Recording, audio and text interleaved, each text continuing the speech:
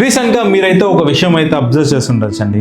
Petrol బంకులు అయితే చాలా మంది వచ్చి ఒక రిపీటెడ్ వర్డ్ అయితే వాడుతున్నారండి. ఆ ఒక రిపీటెడ్ వర్డ్ ఏమంటే 100% ఫ్యూయల్లో వచ్చి ఒక 80% వచ్చి పెట్రోల్ వాడి ఒక 20% వచ్చి ఇథనాల్ అనే ఒక బయో ఫ్యూయల్ వాడేటప్పుడు దాన్ని ఒక E20 అంటారండి.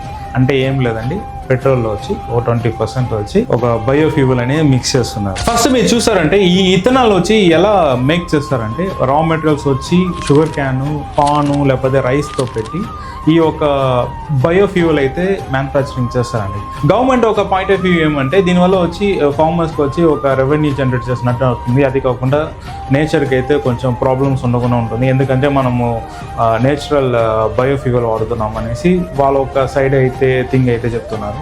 అదైతే ఒక ప్రజల్లో నుంచి వచ్చిన పాయింట్ ఆఫ్ వ్యూ ఏమంటే దీనివల్ల బాడీ చాలామంది కార్లు అయితే లేకపోతే బైక్స్ అయితే పాడైపోయాయి. ఎందుకంటే కంపాటబిలిటీ, ఇంజిన్ ప్రాబ్లమ్స్ వల్ల లేకపోతే ఏమైనా పార్ట్స్ డ్యామేజ్ అవ్వడం అవుతుంది. ఎందుకంటే కంపల్సరీ వచ్చి ఇథనాల్లో కొంచెం వాటర్ కూడా ఉంటుంది కదా, దానివల్ల అనేసి ఈ పక్క ఆటోమోటివ్ ఎక్స్పర్ట్స్ అయితే చెప్తున్నారండి.